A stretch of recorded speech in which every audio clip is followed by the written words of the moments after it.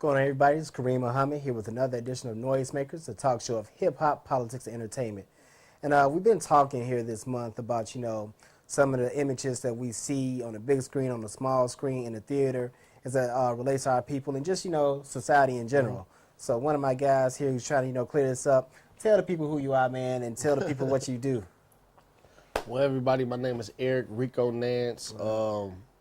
What I do the entertainment business. Sure. I'm in the entertainment business very heavy. I'm a writer, I'm a director, I'm a producer, I'm also a music label owner. Word. Manager. Word. So you're a virtual renaissance man. I cover the spectrum. No Yeah, doubt, man. I do. That's what's up. Multitasking up in here. And I'm here today with an esteemed guest, Miss Ebony Joy Asiatic. Tell the people a little bit about yourself, about your background, and about this wonderful show here that I had a pleasure to see a few weeks ago called Not Seen on BET, Undoing Exploitation, One Story at a Time. So tell the people a little bit about this and about some other things that you worked on, maybe. Okay. Well, regarding Not Seen on BET, it was a showcase of African-American female writers, both local and legendary. So it was my goal to get a group of really talented writers that were local in Evanston and Chicago to put down some of their words in both scenes, monologues, and poetry. Yeah. And then we put in some words from some of our legends, our masters, Alice Walker, Toni Morrison, Audre Lorde, and Sojourner Truth. Most definitely. My name's Jonathan Woods. I've been directing music videos, commercials, and doing like electronic press kits, things like that. Right. Promotional material for folks in the music industry Right. for quite a while now. I have a company called Ashe Creative Group, Right. and yeah, we've just been doing it for a number of years. You said, you've directed and produced, man. What made you get started with that? Like, what interested, sparked that interest in you? You know what? Just actually rapping sparked the interest. You know? Word. Yeah, rapping just coming up, and then you know how everybody used to have them vinyl, and we used to watch De La Soul and them kind of brothers, KRS-One, Rakim, and back in the day we used to just spit those rhymes and try to act like we was doing it ourselves, freestyling a little bit, what ended up happening was I wrote a rap. It was called Dreams to Nightmares, right? And I had got a beat from my cousin, and so I wrote a rap, and I always thought to myself, it would be a great movie. Word up. I mean, so I realized early that I wasn't gonna make it in the game of rap, so I started to pen the story, and from there, that was 13 scripts ago. Wow. 14 TV shows ago. 35 projects I done probably directed, produced, you know what I mean? So. Well, it's really interesting. Music is really a lot of my focus as far as, working with visuals and everything. Right. And it's interesting because really music is like really the language of the people. I mean, that's our books now, Right.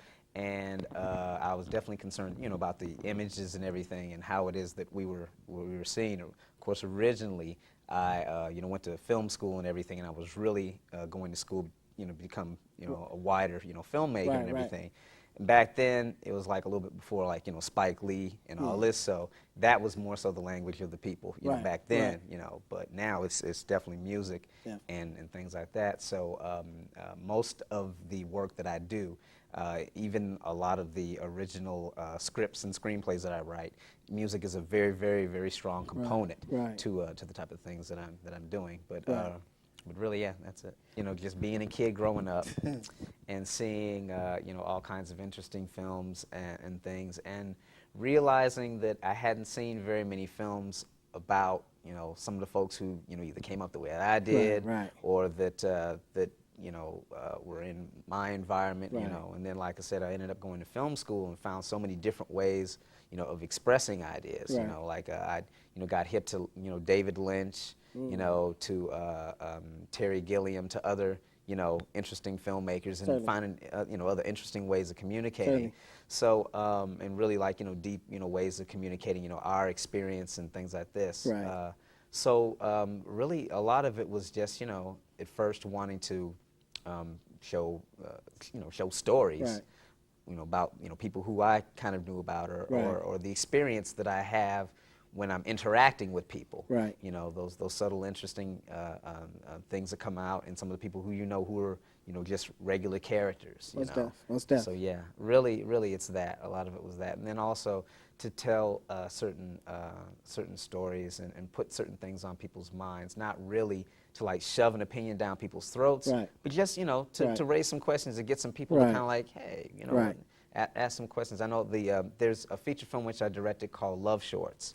Right. And as it turns out, it's basically 8 short stories about 8 different women in these transitional points within their relationships. Right. I didn't write it. It was written by this sister by the name of Yatasha Womack, who's a journalist. And she hired me to direct it, and turned out, very well. But all the pieces, definitely get people talking. Right. And every time, the film is screened, there's always a lot of good discussion, afterwards amongst, people, just as you hear them in the theater or whatever. It's really, really a good experience. Right. Mm-hmm. Hey, well, you can never generate too much discussion. True. What are some projects, man, that you've had an opportunity to work on so far? Some projects that I had the opportunity to work on. First off, I like to do all my own stuff. Word up, right. So a lot of things I could have attached myself to while I was in Hollywood, was still back and forth in Hollywood and other things. I always chose to kind of go a different route. I never wanted to go be the PA. Nothing's wrong with being a PA. I never wanted to go be an assistant. Nothing's wrong with being What's an assistant. a PA for people who might not be familiar production with assistant. Okay, That's just somebody, who is learning the game, stuff like that. What I did do is, thank God, my brother and sister had got a record deal. I helped them get a record deal with Cash Money Records. Right. And Baby and Slim offered me to be the liaison between Universal Films and Cash Money Films. Word. They allowed me to sit down and watch Billy Woodruff and watch all these other great directors direct their videos. I got a degree from Central Michigan University for directing cinematography, stuff like that. Word up. So I just started honing my craft. I wrote some scripts in the meantime, saw how to be a director. I came to Chicago. From there, I linked up with a guy named Earl Husbands and Sion Ford. I became a part of Focal Point Films. Right. And from there, we did the Get Together. We just, one of my biggest projects that I'm doing now, we got a national touring play called Jesus Can Work It Out. Oh, word. And I wrote, directed that, and I'm the general manager of that as well. No doubt. And, so that's just really, what I've been doing. The Files projects, I was directed the song Jesus Can Work It Out, which just won a Stellar Award. I was Director of the Year for that. I wrote a film for Fox. I wrote another one for another production company out of Atlanta. So I got a lot of stuff going on. I got a lot of stuff going on. So, you want to take that? Right. First rule of TV, folks: turn your motherfucking cell phones off. I think mine. Hold on. I was Pops there, so we'll let that one ride. Sorry, Pops. Sorry about that, man. But yeah, go ahead, man. What was you saying? But no, like I say, so a lot of the stuff we've done locally here in Chicago. Right. So a few things I've done out of state. And so we just kind of building our way up to become the John Singletons, the Spike Lees, the major production companies, the major music companies. I'm also producing the album right now, Mickey's album, Mickey Halster's album. Word. His called Chicago, the photo album. It'll be out first quarter next year. No doubt, no doubt. I mean? So that's through Virgin Records. Be on the lookout for that Chicago. Yep. Been working with No ID real close on that album. And Mickey. And I mean, this is about to be a classic. So what we've been doing is I've been working hard, kind of doing it the way I'm doing it is more beneficial at the end, but it's tougher to get there. So. Why so? What do you mean? Well, it's because it's easy to say what I'm going to do is I'm going to start like this, I'm going to grow, I'm going to end up like this, and you'll never be the boss. I'm the kind of guy, I've been a leader all my life. Right. And I want to be the boss. Right. And when you got to be the boss, you want to be the boss, you got to pay the cost. You know what I mean? You got to take times where, I came out of college, I started teaching for 3 years. Right. Still doing my thing with the Cash Money situation. Right. And I had to take all the money I made from that and then start all these businesses. Word out. And, thankful I had some great partners such as Javin Foreman, Dave Knuckles, Earl Sion, my brother Mickey. We were able to build baby empires in this city and become household names basically in this